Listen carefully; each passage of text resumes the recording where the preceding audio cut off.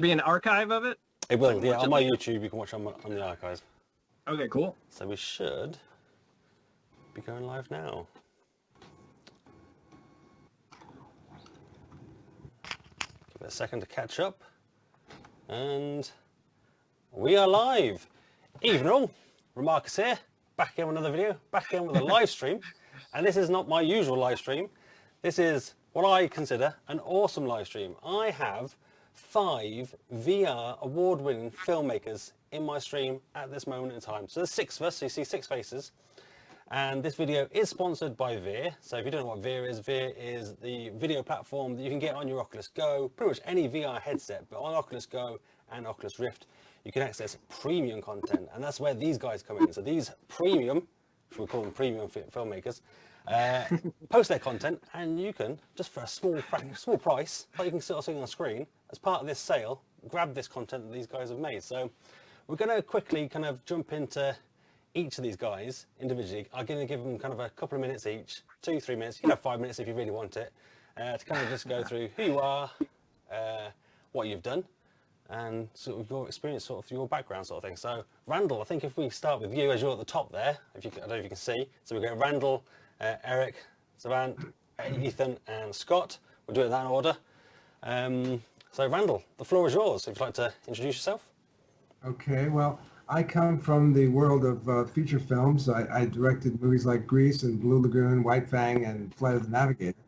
And about 4 years ago, my brother showed me the Oculus Rift, and I thought this is the perfect kind of technology to try with actors. And so I went into my trunk and I found a script I wrote back in college about cryogenics, which was just starting, and I thought this would be the perfect kind of movie to do in VR because it really fits in with the fact that when you're looking at 360 video, you cannot speak, you cannot move, you can only look around. So this character has been frozen for 30 years and she's waking up to meet her family who've all gotten older, and she finds that they're kind of strangers now because her daughter now has grown up and has a kid, and her husband is now 60 instead of 30.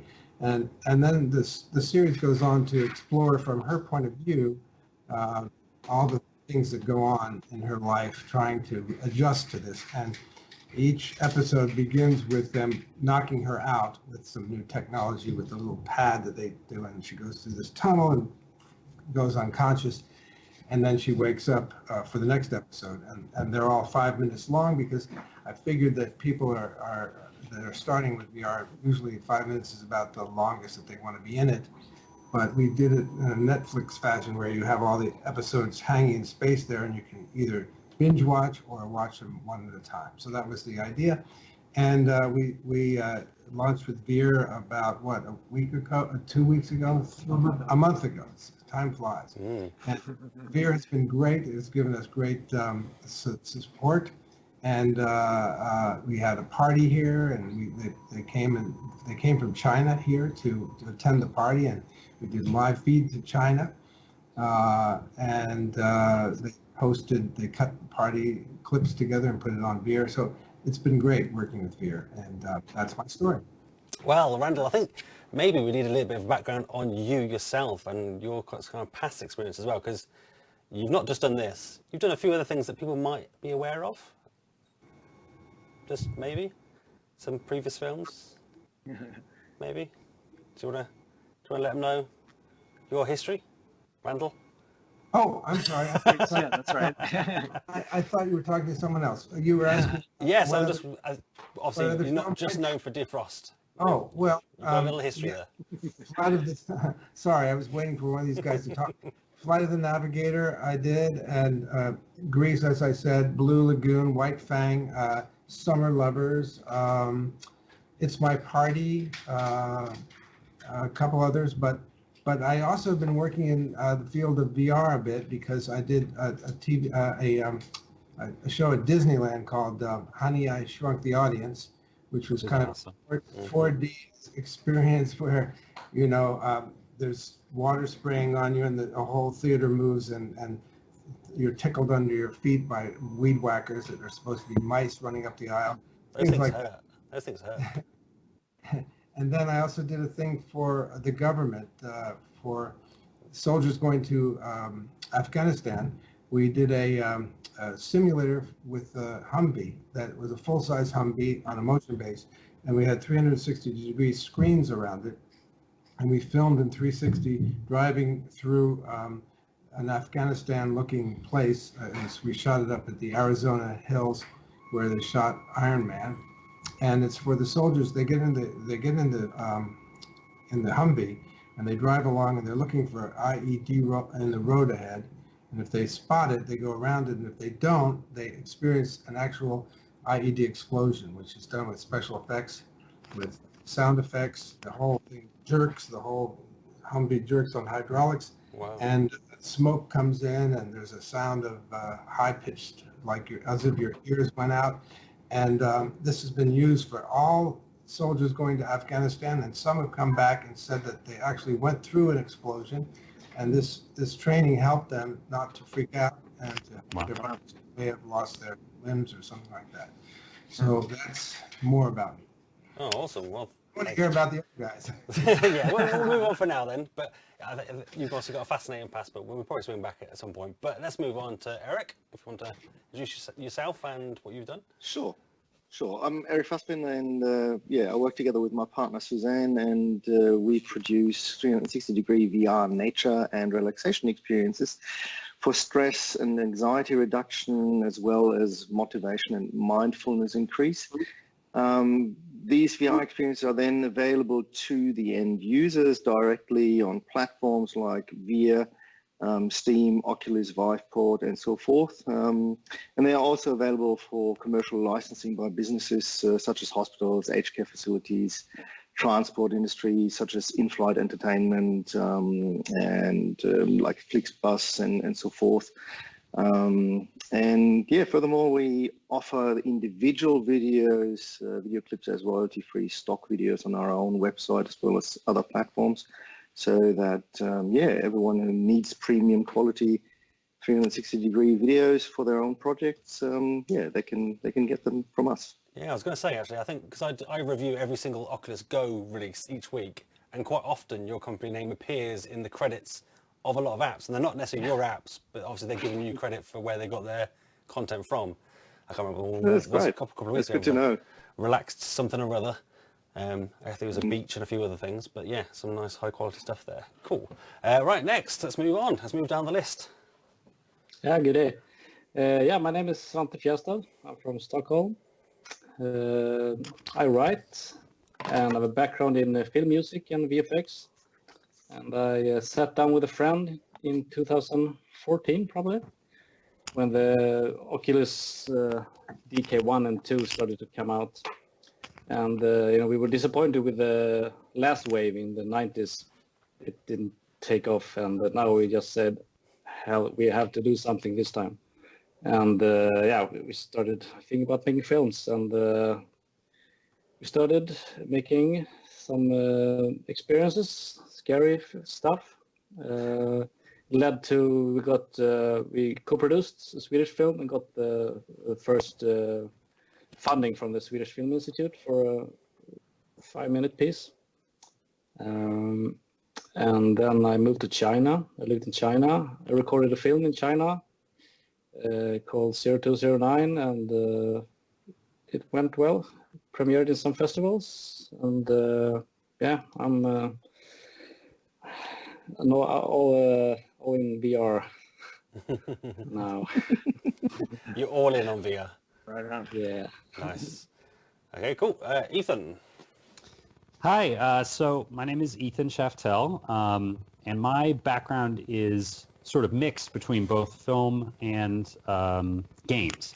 I worked in traditional film. I was an editor for a long time. I edited music videos forever, and made an indie feature sci-fi movie. But I also was a game maker, and had sort of my first career out of college was making games, and I've always been interested in storytelling. I'm not very much of a game player, and even when I was younger, but I've always been really interested in interactivity, and especially using interactivity in stories more than just games. You know, games depend on skill and challenge and matching your skill to the challenge at hand, but film and storytelling works totally differently. It doesn't have to do with challenging you in the same way. You can abandon yourself to stories. So I long thought and worked on ways of telling stories in an interactive medium and taking advantage of interactivity in storytelling. So well pre-VR, I made some prototype interactive films and things that were live action that were definitely not games, but yet you played an active role in it. And there wasn't really any. I mean, that was before there was New Frontiers at Sundance. I couldn't enter those things in festivals. This was more than 10 years ago. There just wasn't a place for that. When I showed people, they would say, oh, is it a game or is it a movie? It was that question that came up, and it was kind of like, well, it's neither, and it was sort of a hard conversation. And so I sort of left in the dustbin of my past, and then and I moved on, with other projects that fit better into the boxes that the audiences understood.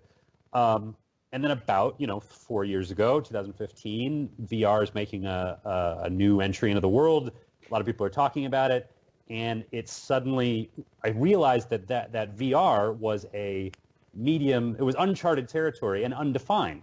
And if that question of is it a game, is it a movie, or that doesn't come up, you say, oh, it's a VR experience, and then audiences, because they've heard about it, they think it's cool, they've seen something on YouTube, or maybe they've seen it at a friend's house.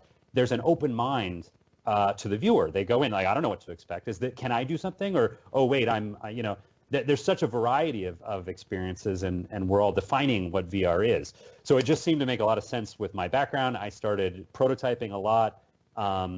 And initially, the prototypes and the things that I was making with my own collaborators were pre-viz. They were prototypes for what would be live action experiences.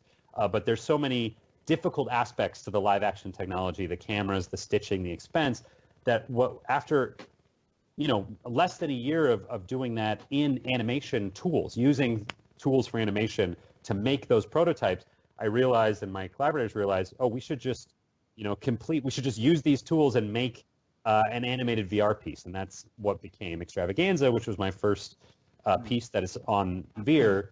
And then subsequent to that, got into a Tribeca Film Festival, opened up a lot of doors, and pretty much since then I've been working professionally almost exclusively in VR, but both on the games and the film side, animation, live action, doing a ton of different stuff in different roles on different projects, but specifically finding that animated comedy is a place that I think there's a lot of room for growth in VR. And so that's what I've been doing now.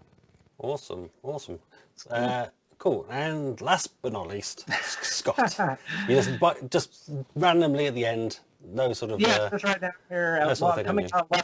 Coming out of left field. There's my artist name is Scobot. So my piece right now that's on VeeR is World 1. It's a 360 preview of actually an interactive art piece. All the virtual reality pieces that I make are real time, so they're made with Unity and using the various virtual reality applications to create the assets in it. So the 360 video is a 7-minute sort of a taste of what the actual experience is like. I have a fine art background, and but I also have a gaming sort of modding sort of background as well. So I've always wanted to get my 2D artwork into game engines, and so for years I was working with Unreal Engine, just on my own, just trying to make my own little mods and stuff. And in 2015, when I got a DK2, was when I put the headset on. I was like, oh my God, okay, here we go.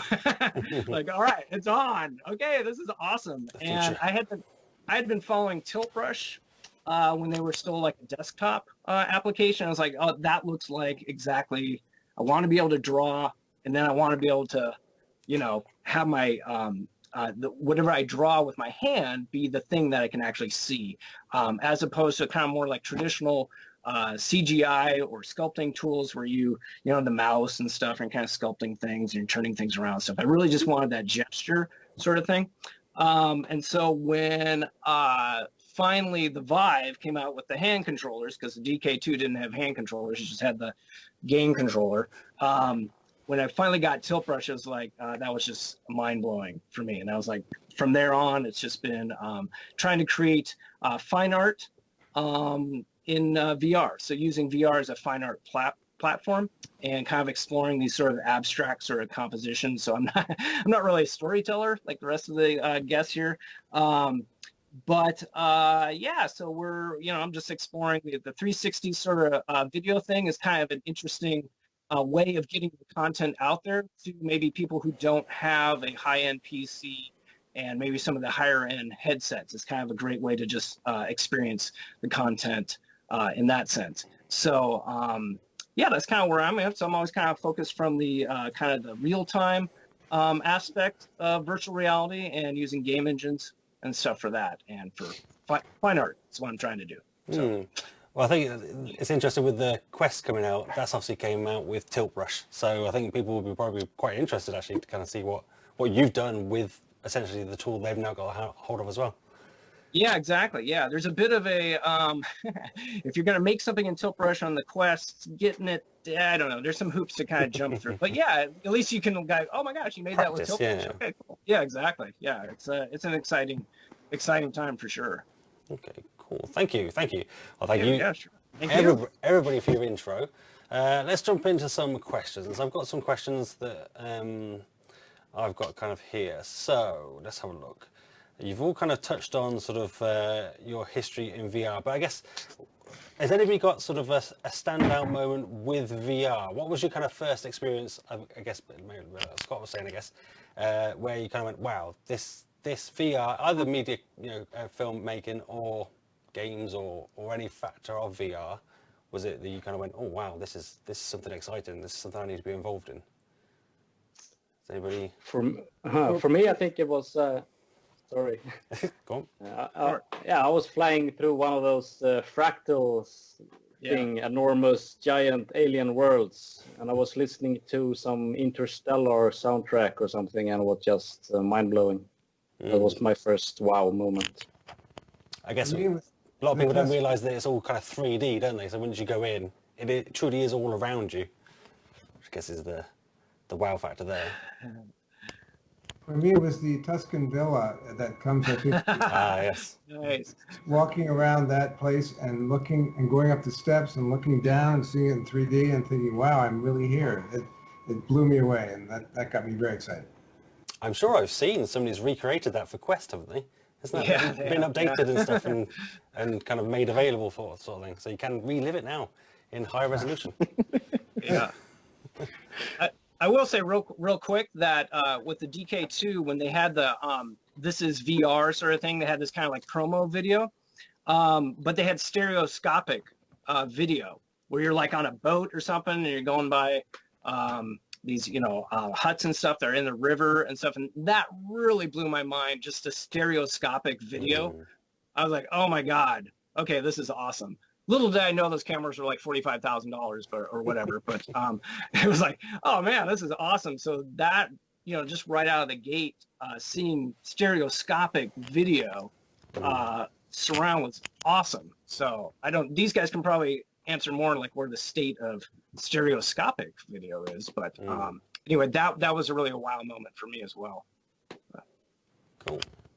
I remember seeing the early the Chris Milk piece, Evolution of Verse, that was on the app that I think I got the first Google Cardboard, viewer for my phone, or maybe it wasn't the Cardboard style viewer with the newspaper, with the New York Times, and watching that. There's something crazy about how different an experience is when you're watching it on your phone as a mobile experience versus when you strap it to your face and suddenly it instantly, and put it side by side to two different eyes, it instantly hacks your brain and puts you there instead of looking through a window, even if the quality was low, even if it was a cardboard viewer, even if it was, on the sort of first generation Google Cardboard app. It was such a big difference than not being immersed in it, that it was like, that's how much benefit your project can get. you can draft on all that cool stuff by just getting your work in that, format. And I think that was the time I was like, oh, I got to do this.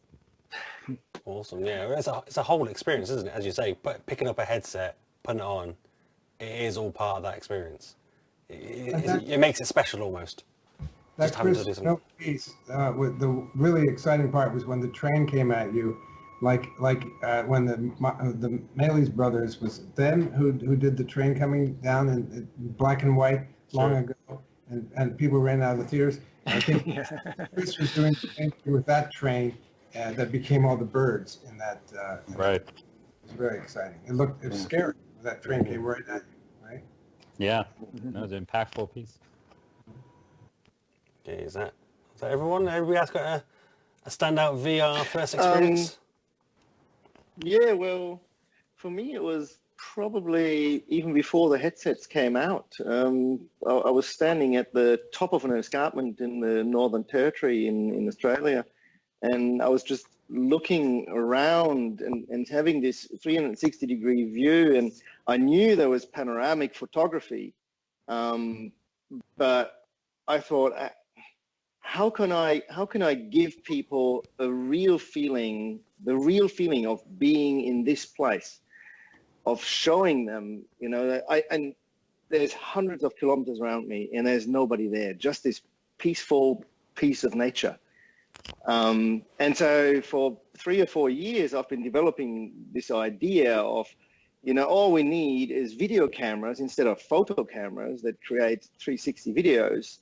And then I knew from the 1980s, late 1980s, I knew these VR headsets. They were clunky as hell, 640 by 480 resolution. They were terrible. And I thought to myself, why hasn't anyone come up with a solution that captures 360-degree video and then display that in a VR headset? And it took me 3 or 4 years, and I was even at conferences and presented this idea. And then at some point, somebody out of the audience came to me after the talk, and he said, have you heard of the Oculus Rift, the DK1? And I was like, oh, no. And I looked it up. And from that moment onwards, I got a 360 camera. They were being developed at pretty much the same time. And I just got 6 GoPros, stuck them all together. And ever since then, I've been filming 360 video. Well, I guess for you then it was like dream come true. You've been asking for this for ages, and bang, suddenly started happening. Nice. Yeah. Okay, cool. What else have we got? What else should we ask? I guess kind of to touch on sort of the 360 video type stuff. Why did you guys decide to kind of go into kind of VR filmmaking, where I guess traditional 16:9 flat video is probably technically a lot easier, because obviously with 360 you've got to hide out of the way, even sort of pre-generated sort of rendered type stuff. There's a lot more to kind of consider. Was it your passion, excitement for it that wanted you to do it, or was there anything else that kind of influenced that decision? For me, it was like the idea of putting the audience in a play, in a movie, where they were part of it and they were playing a part. And I wanted to see what happens if you had eye contact with the camera. And I found that when you have eye contact with a 2D camera, it looks like an actor looking at a camera, but when you're in 360 video, especially stereo, it feels like there's a person there looking at you, having eye contact with you. And there's no other format that does that. Well, I think watching sort of defrost sort of thing, you definitely get that, because people, you obviously a woman in a wheelchair, she can't move, she can't talk, and people are coming at you, they are talking to you and looking you dead in the eye the entire time. So yeah, you definitely get that kind of feeling. Anybody else? What do you think? Why did you choose 360 rather than keeping it simple, almost making more work for yourself? Yeah, it's just there's no other way to do that type of eye contact and reality. It really does feel. Yeah. For me, I guess I'll answer that question maybe by talking about some of the trade-offs, because obviously production is harder in multiple respects. But for I think one thing that I when I first started experimenting with what it's like to be inside of a narrative, what it's like to be in a VR narrative and have characters, especially a character, have a character act or emote near you, you as a visitor instead of a viewer. I think what I didn't expect was that there is a very different relationship that you have emotionally, and that what a traditional cinema frame gives the viewer is a lack of location in the world. With editorial, with how camera is placed, you are sort of moving around and see what the filmmaker wants you to see and focusing on the details, having a sense of, setup and payoff. There's all sorts of things that is traditional cinema language that we're very used to. And all of that rests on the fact that you're not located in the world, that the camera position isn't your position. You're simultaneously in the head of the protagonist, but also, around the corner where they don't know someone's coming. And you give up that floating lack of location by moving into 360. What you gain is, I think, what we've all described about, our first moments in VR, or what really stuck us. What you gain is not only a specific location, but that powerful presence, that overwhelming immersion. That's why everybody loves it. It's the first thing you notice, no matter what project you are starting or what's playing in your headset. You're somewhere, and that place is different from where your real body is. And that's such a cool thing. I think no matter whether you come from film or games, you want to capitalize that and take advantage of it, and you want to give people that feeling.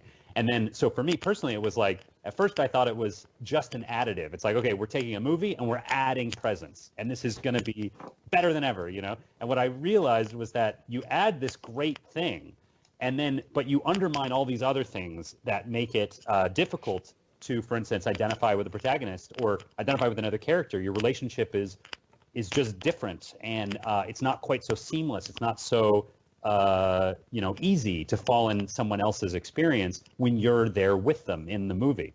And that trade-off is what I feel like I've still been discovering, over the last couple of years in new and surprising ways, what is lost in the translation, and then how to either overcome that or work around it.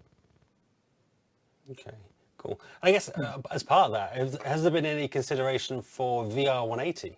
Because I know obviously all your experiences are 360, but is VR 180 a consideration? Is it a thing that VR filmmakers are considering, or you're shaking your head there, Eric? You think like, oh no. No. Not for you maybe, because I guess yours are, you're sat in a place, you want to kind of feel the entire space, but Yeah. you think The 180 format, it just doesn't work for me, because having that edge completely breaks the immersion for me. Even if it's 3D, you look to the sides and it's gone. The illusion is gone. And yeah, I don't know. I haven't even looked into producing 180 video at all. Like I've watched 180 content from other people, but it was instantly that I thought, nah, 360 is the way to go and to stay on that. And I much rather prefer producing monoscopic 360, high quality monoscopic 360 than not so good looking 180 and 3D that breaks the immersion, or stereoscopic 3D 360 that gives me headaches. So that's just where we come from, and especially with our genre. We want people to we want to give people a place where they can feel safe, where they can relax, where they can be one with nature, one with themselves, and take a deep breath and relax. The last thing we want our users to experience is headache or, ooh, what's that over there? Ooh, that looks strange, and why does this break? You know, why does he? Yeah, we want to immerse people. Yeah, I agree. I think there are also venues that will use 180 when they want better quality and for stuff that don't really need 100%. Is it maybe useful for like for games narrative? Because you can kind of point people a bit easier. Whereas 360, I guess, are you still kind of pointing people? And is the full 360 being used because you're trying to point people? Whereas 180 would be easier? Or do you think VR 180 is consumer? Because I guess essentially it makes it easier for consumers to get access to 3D, which they don't get on 360. Right. Not unless you're paying like $5,000 for a camera. I'm of two minds. Oh, go ahead. Go ahead. I'll just chime in from from left field again. So one of the advantages for me in working with real time is I can create these environments and these experiences that I don't have to render out. It was really funny when I was working with my piece itself is like 250 megabytes. It's a full-on virtual reality experience, which you can just go for hours if you want to be inside this thing. You can fly anywhere, go wherever you want. It's dimensional. It's, and then when I went to shoot the 7-minute 4K video, it was like 55 gigabytes of PNG files. I was like, oh my God. And it took like, I don't know how long to like stitch it together. I was like, is that even going to work? What the heck? So the challenges for doing those like 360, my hat's off to people working with 360 because just the sheer amount of content it generates just must be a nightmare to deal with. But I always tell when people are asking me kind of like, I want to film or I want to do, 360 content and stuff. I always say, well, make sure there's a reason for you to do 360. Because if you can just tell the story in 16:9, then just shoot 16:9. And I do actually find the 180 stereoscopic to be really interesting. I haven't seen a lot of it, but just a little bit that I've seen. I thought, oh, that's kind of cool. But, from my perspective, it's all about the real-time sort of experience and the sense of scale you can get, when I draw these things and they're as tall as mountains and you can fly through things. It's really fascinating. One of the things I have a bit of an issue with the current state, and it's probably just like the camera situation with 360, is the scale feels really weird to me. Like it feels like I'm inside a fishbowl and things are kind of like bending weird. And I would love to see camera manufacturers build like lenses that are, I don't know, more akin to the human eye or something. The distortion feels a little weird to me. But we're still in such early days with the whole thing. That's what's exciting about what all these guys are doing is that we're, figuring it all out. They will probably be making these sort of movies differently 10 years from now than they are right now because we'll have figured out things that work. There's also dimensional audio, spatial audio that's going to come into play and stuff. So a lot of tools like that, but sorry, kind of went off on a tangent there. Oh, we might swing back to that because I think tools of the trade almost, the cameras are the cameras up to scratch? Where can you kind of see that technology going? If you could build, I'm sure Eric's like shaking his head here. What sort of resolution and all that sort of stuff would you want? From a filmmaker's point of view, is probably it just adds to the sort of processing time, doesn't it? Post time, so it's a balancing act to get that quality. And you probably don't want that red camera with 16 lenses, 6 DOF tracking, and it's got like 8K cameras in every lens or something, doesn't it? It's like something ridiculous. And it has its own PC that comes with. It's like, oh, jeez. But as I say that, I'm sure Eric will don't like that. I think we all want to get, even more importantly, the viewing devices to be higher res because right now it's sort of like looking at VHS through a screen door. And when we can get 4K in the eyes without that grid in front of pixels, it'll be much better. There are a few headsets that are doing that. I know as I think I said to you guys earlier, the Quest is nice. It's got OLED, but you can see that screen door effect a little bit more than on a few other headsets I've used. But it's still a nice headset though. Don't want to upset people. I'll get people shouting at me otherwise if I say too many bad things about it. Well, the camera issues that, we're talking about, the difficulties with the hardware, it's been pretty amazing how much better it is now than just, 24 months ago. So that's exciting. But that both the difficulty on the shooting end and the post end is basically why, how I was saying, I started doing animated projects instead. Because me and my collaborators were already comfortable with platforms like Cinema 4D or Maya, which are, industry standard in motion graphics and animation. And it's a great place to experiment is in a tool you already know that starts adding VR functionality. And then the virtual VR cameras that are in this space, they're perfect. I mean, because they are free of size, the virtual lenses, how it's engineered, I don't know. But the result is if you had a completely mathematically perfect infinite lensed VR camera in your animation environment, and the stereoscopy is perfect and the resolution can be whatever you want it to be. It's just a function of render time. And the results are more able to be tweaked. I mean, in a couple of the last projects that I've done, we were really using scale as a real primary tool for storytelling.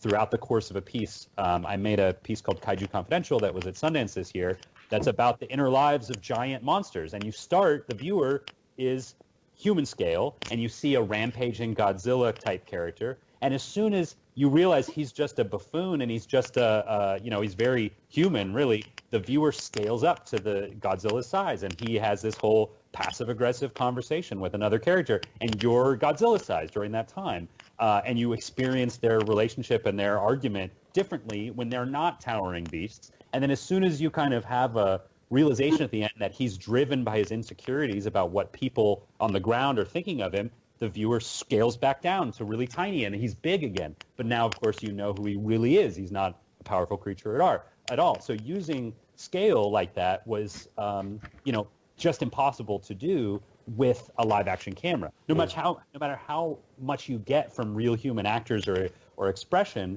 that I would love to have in projects like that, there's a trade-off to both experimenting with the tool you kind of want to figure out at the time, and also just simply taking a path of least resistance. If aspects of the technology are not maybe ready for prime time or you can't do what you want to do, circle back in 12 months and maybe it'll be there. And in the meantime, see if there's another option. Okay, cool. And I guess, were there any compromises you had to make in sort of visions that you've had for the films that you've made? So the VR films you've made because of the technology or because creatively you couldn't do it in 360 but you wanted to? Is there anything there you've had sort of to pull yourself back on maybe, and maybe you'll save for another time, another project? Well, I'll just say real quickly, there's whole ideas that I thought would work well in VR that after working, I was like, nope, I was wrong, actually. That's not, we have an opportunity with making pieces right now where the audience is fresh to it. And I feel a real responsibility where there's a real opportunity cost in chasing down an idea that's maybe not the right fit. And I think it behooves us all to kind of stop, pull back, and be like, you know what? That's maybe for another medium, or that's maybe for another time, and working on something else that's going to sing. Because when someone comes fresh to VR, they put on their headset, they put on their friend's headset, or they're at an arcade. If we want to show them something that they're like, oh, I like this stuff, or I'm going to give this another chance. If you waste that eyeball, they're never or there's two eyeballs, presumably, they're never going to come back. They'll be like, oh, I tried VR, I don't like it, it gives me a headache or whatever. So I think sometimes I've definitely, abandoned entire projects because I thought, this is the wrong medium or the wrong time. Anybody else with a creative pullback, I guess, because of the medium, or did you all just love it and it worked perfectly?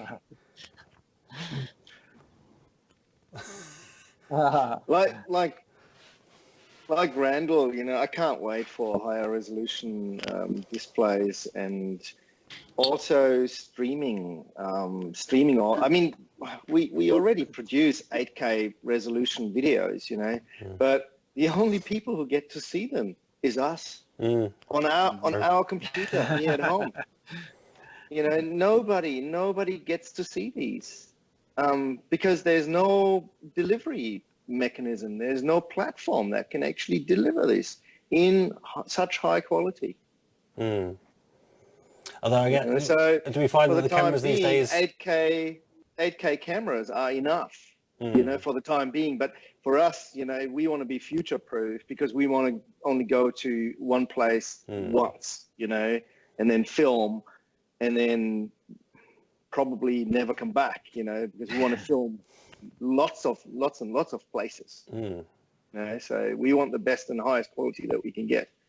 And yeah, the cameras are getting better, but they're still not at the level where I would like them to be. But hopefully, we are in conversation with some of the camera manufacturers, and I can hear that they hear us, what we are saying as 360 videographers, and they're trying their best to actually increase the resolution, increase the low light performance. And I mean, you can get all these things at the moment for $15,000 or 11,000 or whatever, but you end up with a camera that's this big, weighs 3 or 4 or 5 kilos, and that's just totally unpractical for us because we go out into the bush, on top of the mountains, and we hike 15, 20 kilometers a day.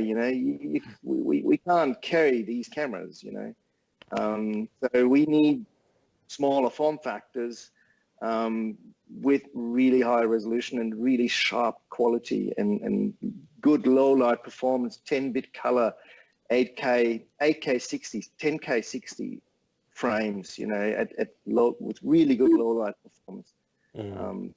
That's really what we need. It feels like we're getting there. We're getting there. Yeah. I like the immersive bit of VR, but I also like the narration bit of feature films and what a cat can do. And to combine those is hard to get the realism and to get some kind of traditional film thinking going.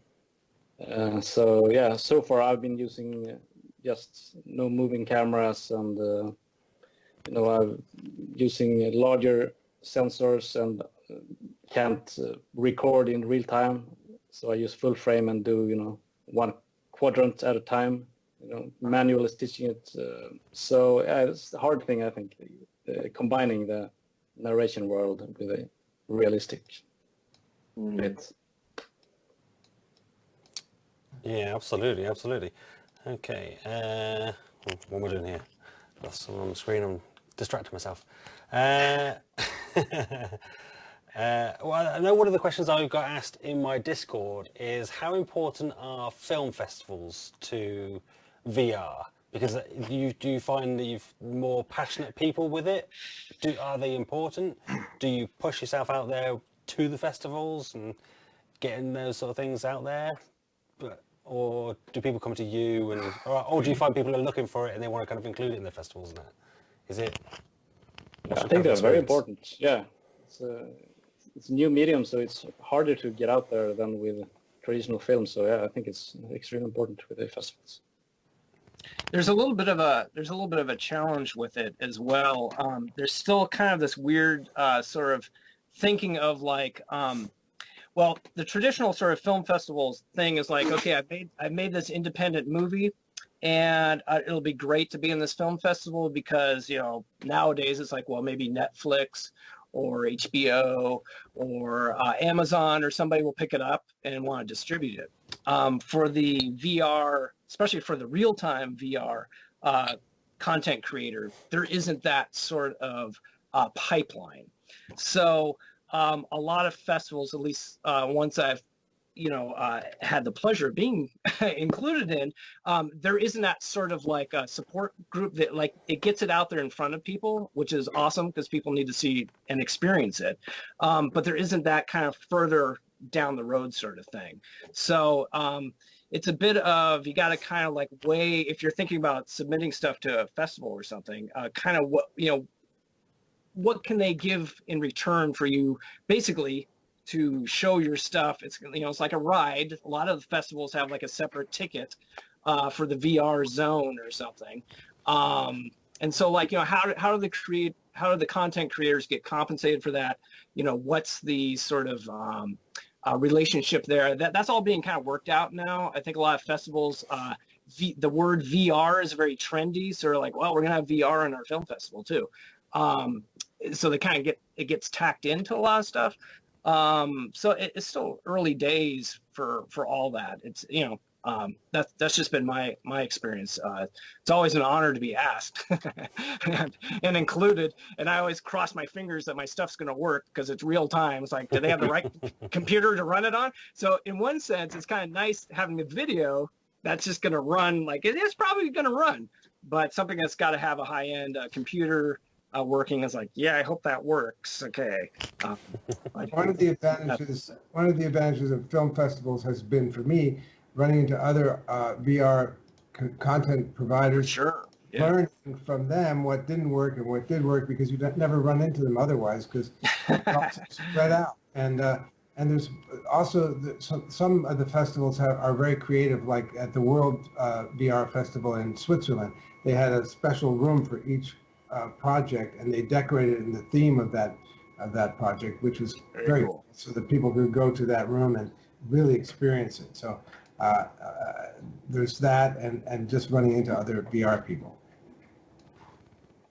Absolutely. Yeah, I think connecting with the group of artists is probably the biggest, plus. I agree with Scott. It's the festival isn't a means to an end in VR the way that if in features, because there really is a distribution world, especially coming from an indie film background. I've always looked at these festivals as such a Shangri-La, and I think VR in terms of the festivals is much more like taking a short to a film festival. And I think as a short filmmaker, getting a short into a Sundance or any festival with a good reputation, it's huge, but no one's going to buy the short films. You're just going to put it on Vimeo 6 months later. So it's really only the prestige, it's the access to the peer group, and it's a better laurel to put on your Vimeo page. And since short films and VR, neither of them are in a. I mean, that's definitely changing with VR faster than short films, but it's not a means to some sort of greater commercial opportunity with this particular project necessarily. It's more of access to a community, and where I've found some really great professional opportunities from festivals, but that was just in connecting with the companies and connecting with the players that were there, that I wouldn't have been in the room if it hadn't been for being a part of the festival. Yeah, that's a great point. Good point. Is the VR filmmaker community tight-knit at all? Did any of you guys talk before today, or is this all a first hi? Do you cross paths or anything? First hello. Well, I guess that's fair enough, because you guys obviously spread around the world. There's slightly different versions of VR filmmaking as well.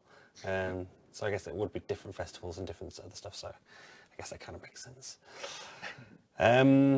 What sort of things are you kind of most excited for in the future? I know we kind of talked about it in the tech and stuff, but are there any sort of things where, I don't know, VR add-ons? Have you seen the sort of VeeR's smell adapter that you can get for your VR headset that you can click on the bottom, and then you could smell what a defrosted person smells like, or paint? We did do that in Switzerland. We did that at the beginning of the show, when the woman wakes up in the hospital. We sprayed alcohol in the face. And they were wheeled down to meet the family. We sprayed perfume, and it did create a different feeling. They didn't even know we had done it. They were just aware of something different. Yeah, awesome. Yeah, it might not be such a bad idea. The smell is the only sense that has direct connection to the brain, and that's why it can cause these lightning memories and stuff. So it could be some powerful stuff there. I don't know. It sounds wacky, but I don't know. Yeah, we kind of laugh at it a little bit, but yeah, it kind of. I guess, how do you get all those smells? I guess that's what they're working on now. But how do you get all those different smells, the different cartridges, and the other things you don't want to smell? But, Does that mean there's going to be like a stock, stock smell companies, like selling recording smells and then selling the smells for your I guess immersive so, yeah. experiences? There'd be slightly higher prices for certain other smells. Yeah.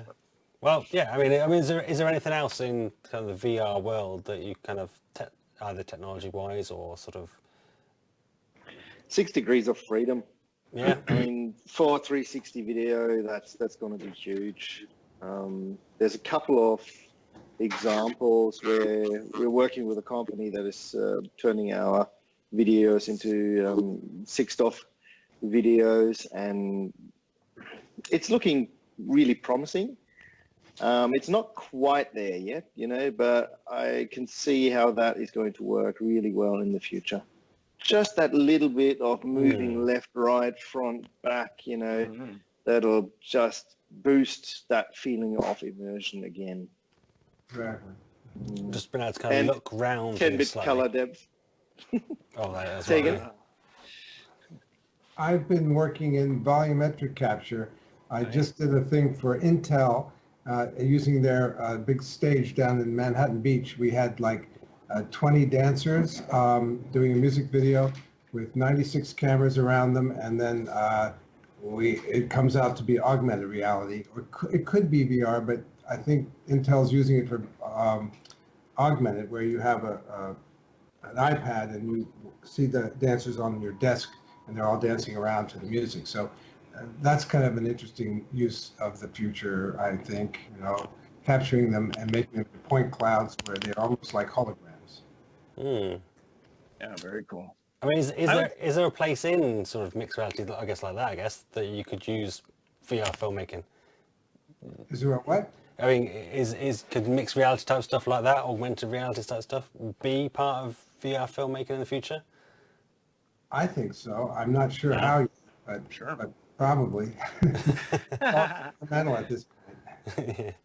Maybe I've been a little bit further working forward. on some AR prototype animated comedies where, a little box lands on the ground in front of you and you click it and it opens up and characters start popping out and a whole world sort of, using some of what I know that I'm beginning to understand works in the context of VR and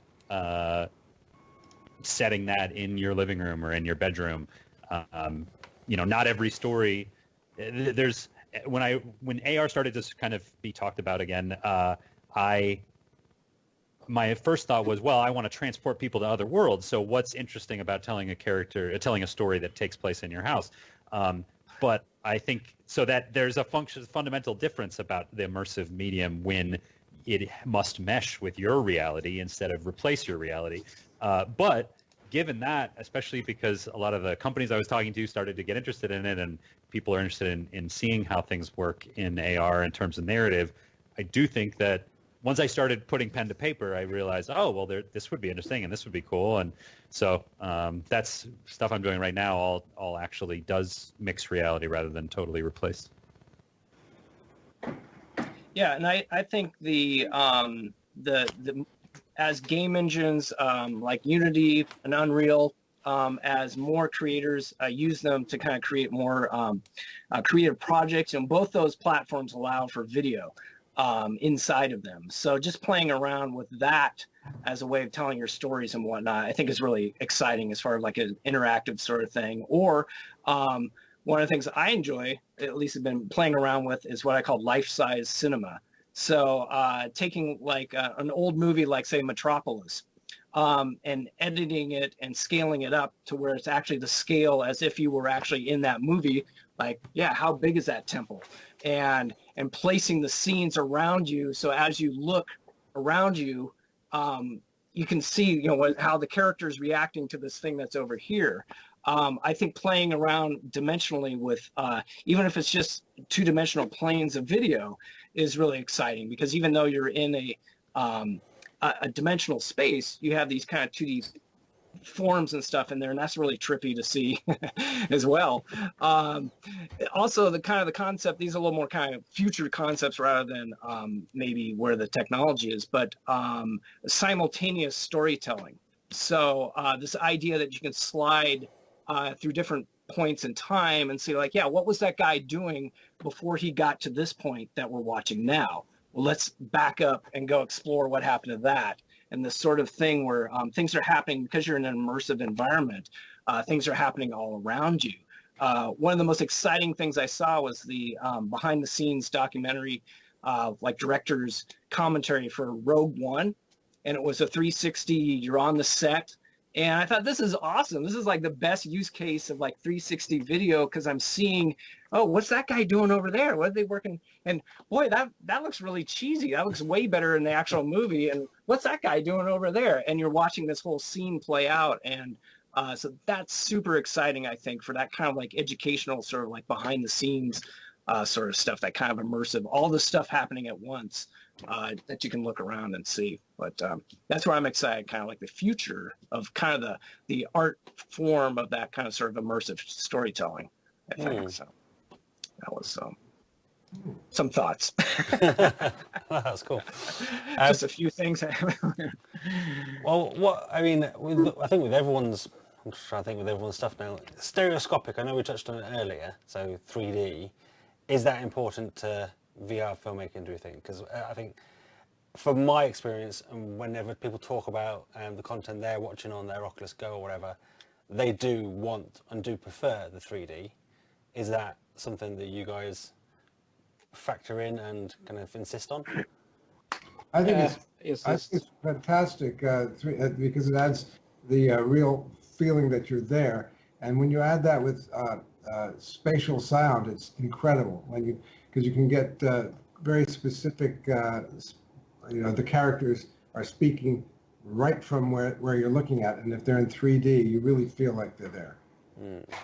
Yeah, it feels like a shame not to use it when it's just double the work. Yeah, why not? Just I mean, apart from your own work, obviously, is there any inspiration you've taken from other VR filmmakers, any other sort of VR film projects you've seen that have inspired your work? Or would you say, even if it's, I guess, traditional videos, that you've kind of gone, oh, that would be quite cool, and that sort of way of doing something, sort of style, would work quite well in 360 and kind of influenced you a little bit?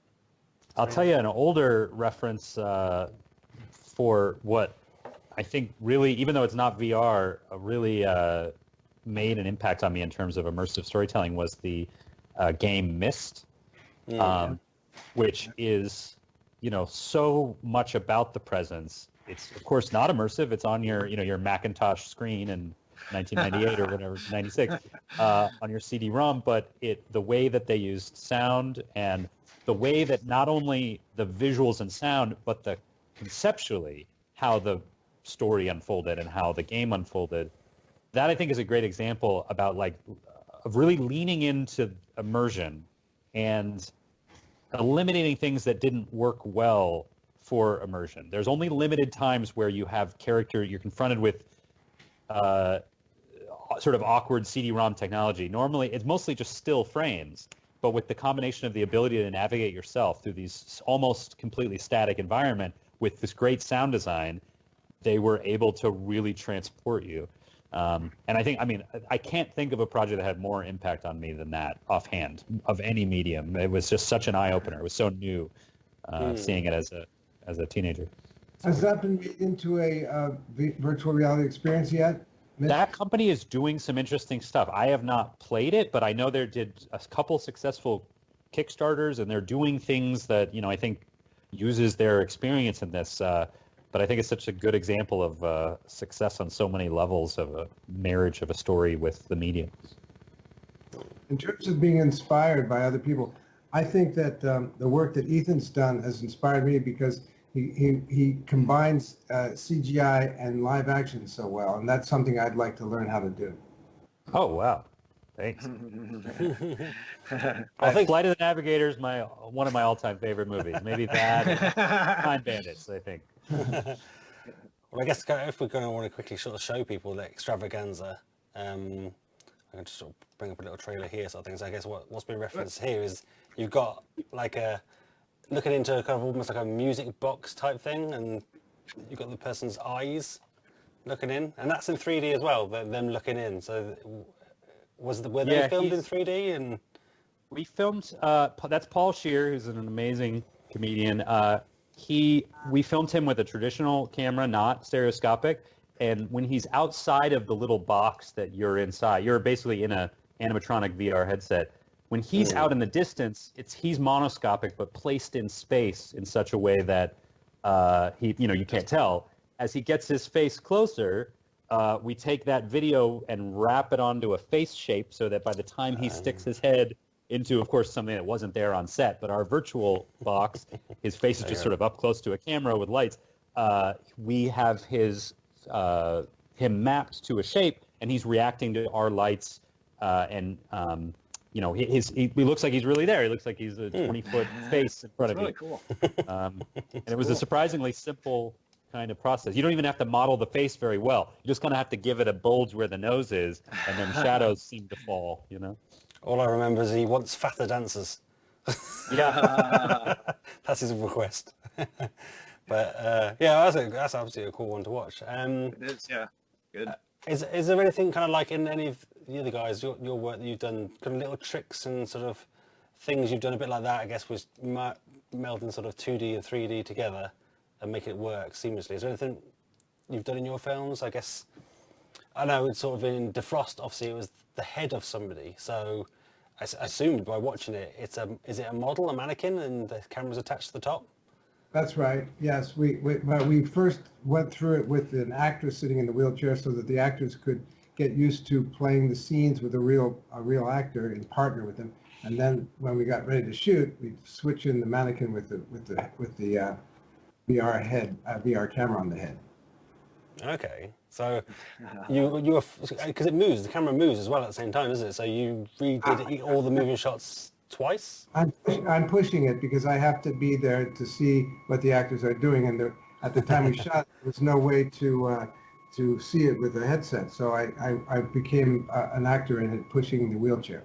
Ah, that's there. Oh, okay, yeah. I'm behind all times. Didn't even notice. Yeah, you're there the entire time, directing from the back of the wheelchair. Yes. Awesome. So that's an interesting fact then for anyone who's watching. You watch this. Randal has a starring role. Breathing down your neck the entire time. It's a mixed up thing, right? It is, yeah, that's awesome. I guess, and that's one of the things I guess with 360 is you've got to go hide. So you've obviously come up with a kind of almost a sly way of being there on set. I guess sort of, Eric, for example, your sort of stuff, I guess, can you set the camera up and then you just run off and hide behind a bush and a tree or whatever? What if a bear takes it? We quite often have to do that. Do you ever sort of mask yourself out, or do you try and hide? Is that the preference? Most of the time we try and hide because if we can, it's easier than masking ourselves out or painting ourselves out in post-production. Save us that. It's very difficult because we specialize on nature scenes without people or with very little, like people in the distance are okay, but we want to create that feeling that you're alone in a place, that you can be by yourself. You've got that place to yourself. Yeah. I'll be honest, whenever I watch these sort of things, I do kind of go, where's the cameraman? Where's he hiding? Is he over there? Can I find him? That's my bit of fun. I try and find where they're hiding. See if I can Eric, spot. on the one on the beach, Eric, that's very isolated, where were you hiding there? I can't imagine you could get far away from the camera. Sometimes we have to walk or run for 2 or 3 minutes and hide behind the bushes and then peek through the branches and make sure that none of the tourists actually, walks past it. You wouldn't believe the footage that we've got from people's camera and what's this thing, and these 360 cameras out in nature, they are people magnets. Once you unwrap this thing, we've started to put hoods over it, and pretend this is nothing. At the beginning we were like, oh yeah, this is 360 video camera, and then we started to realize, we're just drawing people in, so now we are hiding it, and walk away, you know, and only when we're sure that nobody's around, we take the hood off, you know, and then start the whole process, you know. Or I guess the fear is as well, you've got a very expensive camera and you've gone hidden from it. Yeah, but the newer cameras, they actually, you get a preview, even with, even if you're 100 meters away or something like that. Well, I've got the Insta360 Pro 2 camera, and that's got the far sight system that allows you to go hide. It's not as amazing as they make out, but it's still better than just to your phone or something. Even so, there is a little bit of delay, so you can easily grab it and run. And I ain't going to chase them. Well, maybe I will chase them with my camera. Yeah. But that's not the biggest of our concerns. Sometimes, you know, wait for the longest we've waited. Clean scene was 4 hours. Wow. Just as soon as one group of people leaves, the next one comes in. You know, and we've had this. I've walked into the middle of a river, you know, very shallow river, and I put a spike into the sand, you know, and put the camera up, and, you know, we looked around, nobody's there. My partner was in hiding already, you know, and I walked, and you can see this in the stitched video, and I'm walking towards the riverbank, past a bush, and as I step behind that bush, on the other side of the bush, somebody comes out and walks along the riverbank for the entire 2 minutes. You know? So, yeah, you had to do some passing. Soz law. Oh, somebody just donated on the channel saying, you guys are all amazingly talented. Thank you. That's from Steve Drumheller of Conquer Reality. Oh, wow. Thank you, Steve. So that's a personal shout out from them. What about, anybody else got some secret from their filming experience or their projects, obviously they're on VeeR, that you want to share? I'll chime in. Just I kind of enjoy this behind the scenes stuff. So mine was a rendered. It's a rendered from inside Unity. I use Unity to create the fly through. And originally, what I was doing was trying to use a spline path that I could put my camera on, and I was doing that from the editor, and I was trying to draw this thing. Well, the sculptural piece that's done in Tilt Brush is actually kind of this dimensional drawing sort of thing. And it's kind of hard to tell what you're looking at on a 2D screen. And so the problem was I'd put the camera on there and I'd be flying along and it'd be all of a sudden in like this big kind of sort of where nothing's going on. There's a big black spot or something. And so I had to devise a way that I could actually create a path that was interesting for the camera to go along. So I figured out a way to, in the editor, while I was in VR, creating nodes. I'd fly to a spot and basically I would instantiate or create a node in there. I go like, this looks like a good scene. So I create this object here, and then I'd fly to another spot, and then I'd make another node up here, and then I'd fly and like, oh, this looks like a good scene. And then when I went back out to the editor, I connected those dots as the spline, and that's what the camera kind of goes along. So I was actually able to compose inside VR like what the really good shots were, and that's what you travel along on this little path. So I was kind of, that only took me a month to figure out. But that was trial and error. But it worked out really good. So. I'm sorry. Yeah, for 0209, I did on the rooftop in China. Then I didn't use a 360 camera. I first did a stereoscopic sphere for the whole scene, and then I used a beam splitter and shot the moving stuff. So the still stuff is still and the moving stuff is moving. So I could get almost infinite resolution, full frame, and also a way of getting to get that nice neon light from the city glowing. And what's the inspiration behind your video then? Where did it start from? Because it's a end of the world. I did a photo story in that little Chinese city, and I wanted to continue it. And I was already in VR and thought that this would be a good way to continue the story. You know, I told them about the lives of the people in the city, and now I'll tell them about the end. Oh, okay. And, so it's like it's part of a bigger piece almost then. Yeah, almost. It's like they stick together. And I wanted to, like a little footnote, I wanted to rain in the film to give some little cyberpunk feeling and a little dystopian feeling. And but actually, it was I got the worst flood in a century. And actually, I was filming a film about the natural catastrophe, but I was actually shooting a natural catastrophe. And yeah, me and my wife and 4-month-old daughter just got out 3 days before. Streets were full with boats, and yeah, a lot of people died. Actually, it was sad. Yeah, that's scary. But yeah, we got home. Yeah, so that's the story. Jeez, yeah. Well, as I say, it's a story. It makes it an immersive experience for you as well, I guess. Yeah. It's burned into my brain.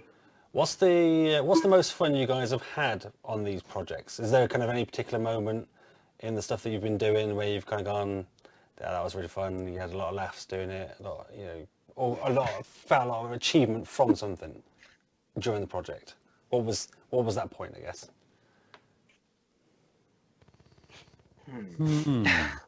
Making lots of money from it, that's what you're going to say, no? It's always a struggle. It's always a struggle, man. I mean, anytime you're dealing with technology as part of your creative process, that is such a hassle. For me, I'm always chasing updates. Like something I was using, last week, like, oh, now they've updated and I've got to change how they do the programming of that or something. Yeah. So it's a constant, I guess maybe the satisfaction is just like, okay, I've made it through that next challenge.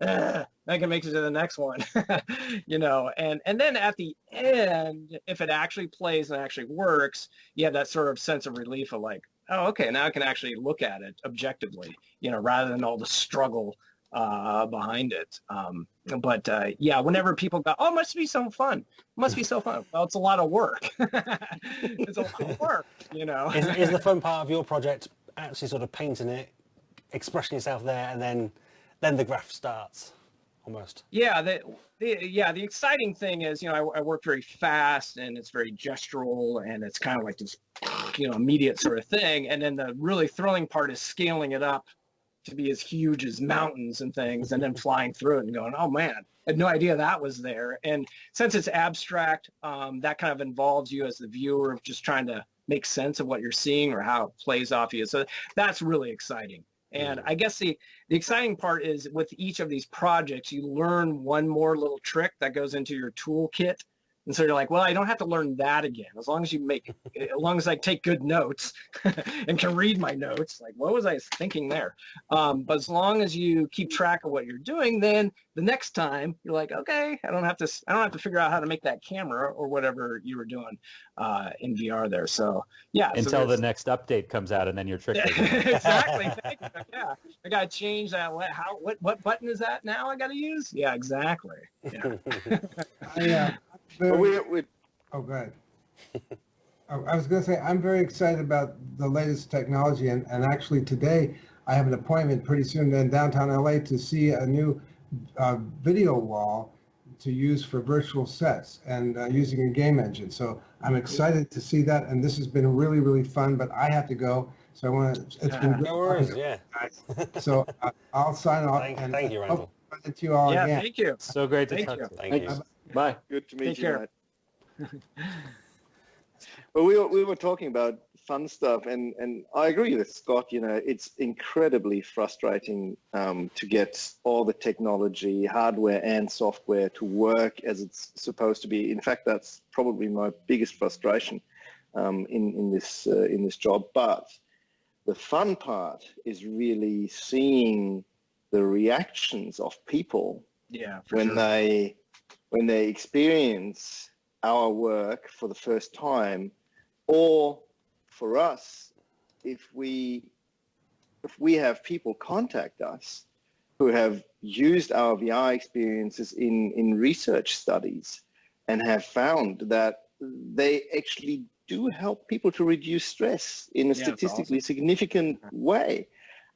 Seeing that people use them in aged care facilities, in hospitals, and all that kind of stuff. And we tend to forget that, that these videos, they're actually really being used out there and they are having an impact, you know, and that to me makes all the struggle more than worth it.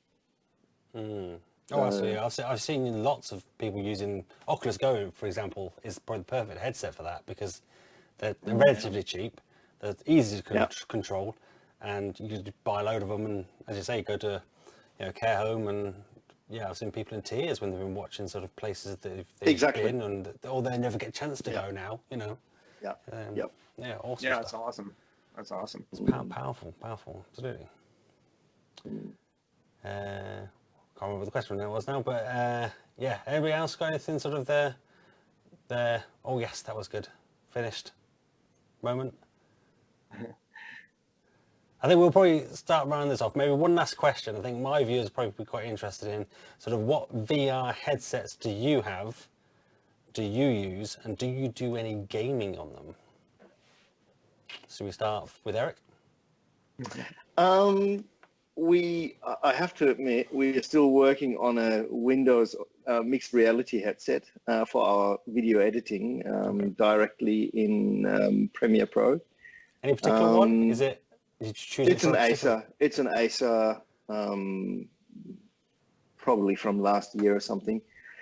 Because to be perfectly honest, for editing these videos, you don't need much more than that. Okay? And then we still use the Oculus Go because you can't really keep up with the headsets, to be perfectly honest.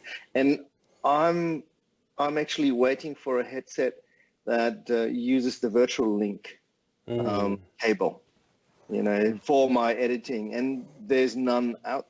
Yeah, I don't think even any of the new ones have included that or anything. So it's I guess they'll have to offer both options if they do bring that in, because there's so many graphics cards that don't have it, I guess, or more, I guess, that don't have it. Anybody else? Yeah, what so sort of? That's it. Oh, anybody else? Anybody got what VR headsets do you use? And I just got a Quest.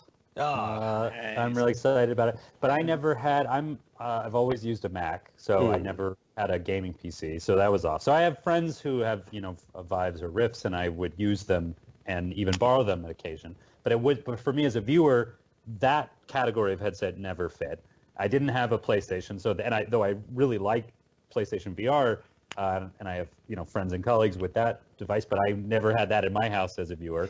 And so I was always, the thing that I bought, you know, years ago was a Samsung Gear, and started, you know, primarily kind of looking at mobile devices as being kind of like what I would get if I was not making VR, but just, you know, seeing it. And so then I got the Go, which I really loved, and that was a great device for 360 content and for taking to meetings and for showing people, and, you know, and the thing about the Quest that I really like is that it adds that other whole category of use. Now I can't play everything, but, you know, I've had a lot of fun on Tilt Brush that I've never done in my own house before. And, watch out, Scott, watch out. And, you know, That's super good. hot. Dude, more the merrier.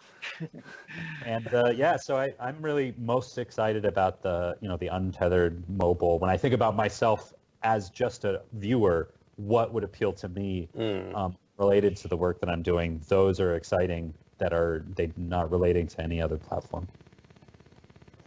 Cool. Yeah. Well, absolutely. So being wires free is freeing and does increase immersion a lot, because you're not worrying about that. Yeah, and you don't want to do every type of experience or watch everything in the same place. You know, the problem with the Vive is you have it all hooked up to your computer. Maybe it's in one part of your house, and that's like, maybe that's also where you do work. And then how do you break away from your work mindset? It's not like you could walk to the living room and watch Netflix and relax and leave work behind, but your VR experience is stuck over there by the desk, you know, and having the ability to just walk with the wireless device somewhere else and, you know, use it there is exciting. That's very cool. Anybody else? Headsets? I have a Vive. Of course, I got the Vive early on because I really wanted the controllers and being able to draw and stuff in there. And I just recently, like this year, just got a Rift.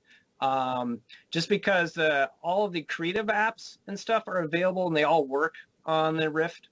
So like Oculus Medium and Oculus Quill all work on the Rift, but those, you had to do some kind of hack sort of things with Revive to make those to work on the Vive. So I really wanted to just kind of use the controllers that were with the Rift for those programs rather than this kind of weird sort of mapping with the Vive. So that's been very nice. So if people are kind of like thinking about, well, I might want to get into the creative aspect of it. I'm like the worst consumer of VR content because I get so much satisfaction out of just creating in the space that I hardly ever watch anything, you know, sit down and watch something because I'm always like, I'd rather be creating. But I always say the Rift is a great, like I said, you can do all the creative apps on the Rift. And if you really want to like create, and if you want to get into like the game engine aspect of it, then having it hooked up to your, you know, you need a PC, a good PC for it. But that's where, you know, really you can take things with it. So I always say, you know, get a Rift. I love the Vive, but there's, you know, lighthouses and all sorts of setting up, and I've taken it to my dad's house before and taken everything down, set it all up, and, you know, done the whole thing. But the Rift is so much easier, even just with the two sensors for like taking and setting it up. So well, I guess the Rift S has no sensors now, and it's all built into the headset, so maybe that's I guess. I've heard some mixed reviews about the so I was glad I got a Rift. Like, okay, good. Well, I guess at the end of the day, I kind of say this to a lot of people about, say, the Oculus Go and the Quest. If the headset does what you need it to do you need to spend more to get a different headset, whichever? So, like, if you just wanted to watch media, the Go is perfect. But if you want to do those two-handed 6 degrees of freedom gaming and that sort of thing, then yes, obviously the Quest is going to be the better device. But you pay for the luxury of that sort of thing. Yeah. So, last but not least, VR headsets. I've got a Gear VR. Oh, I know, I suck. Terrible. Right, let's disconnect him now. But do you use it? Is it something you use very often, or? Sometimes, yeah. Yeah. Yeah, it's time for me to get a Go anyway. Well, yeah. I mean, I guess a Go is essentially a Gear VR in a contained unit sort of thing. So. Yeah. Okay. I will say that I was amazed. So when I was making this piece for VeeR, that when I knew it was going to be a 360 video, I was blown away that with Premiere Pro that you can connect your headset to Premiere and preview your 360 content right out of the editor.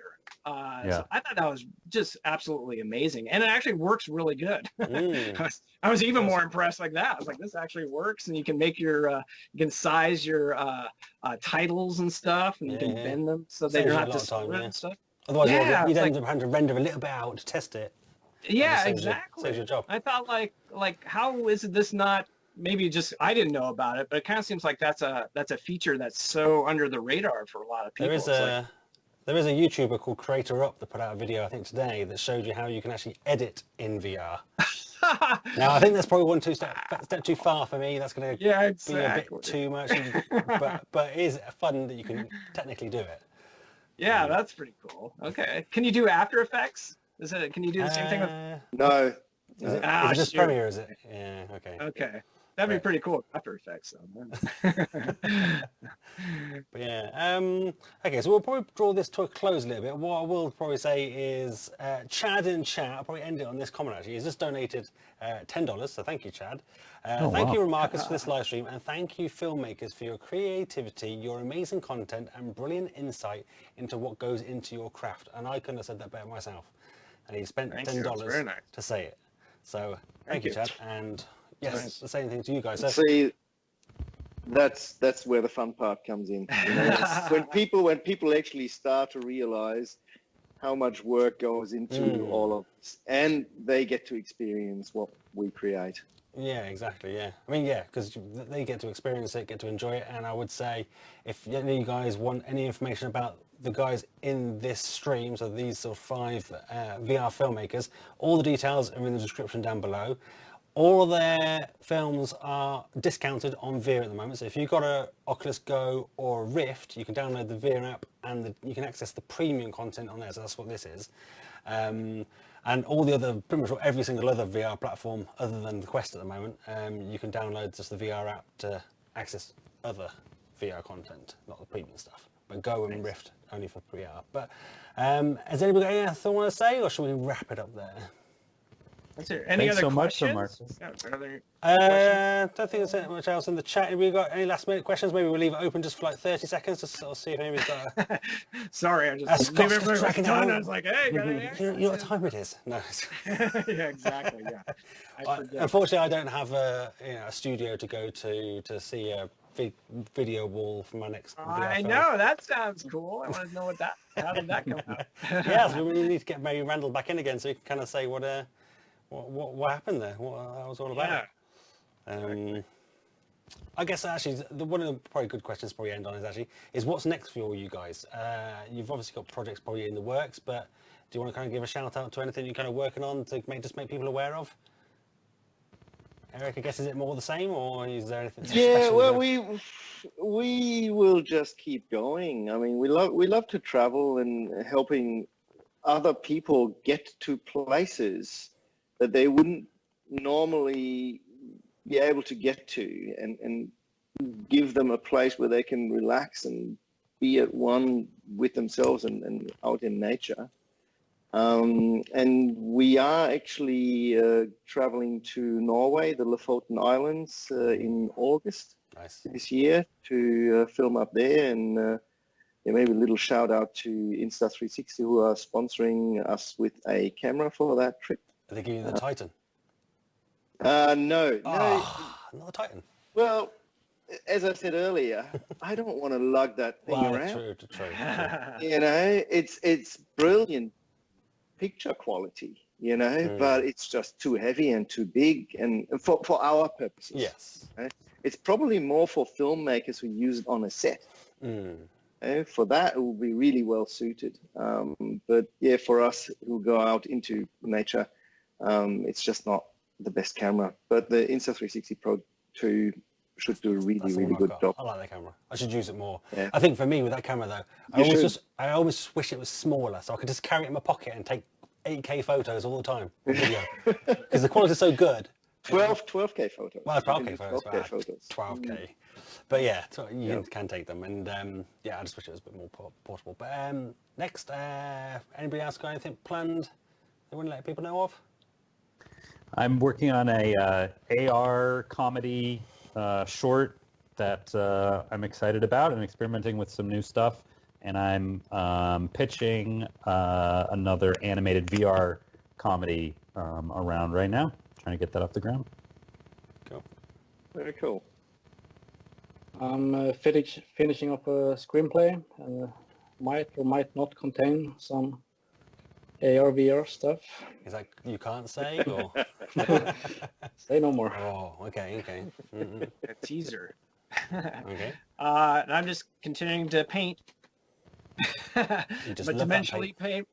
And then, we're continuing to work in Unity and make these sort of interactive art pieces. And I guess the thing that's kind of my next to-do list or to figure out list is kind of spatial audio and adding that element into these environments that you fly through. So there's some dimensional audio going on. So, I got to beat those updates before it changes. Press your button and start again. Yep.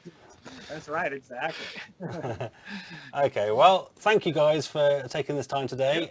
We've run for an hour and a half there. I think that was the maximum time we were going to aim for. So thank you. I think people have been saying in chat they've been enjoying it. Thank you for your time as well. It's been great sort of chatting with you. I've learned a lot. I've got kind of a little bit of an interest in sort of VR filmmaking myself sort of thing. So awesome. I couldn't have thought of a better way to spend a Tuesday evening for me. So thank you guys. Thank you so much. And as I say, if anybody wants to kind of everyone. grab these guys' stuff, check out Veer. But thank you. See ya. Catch you all Thanks. later. Yeah.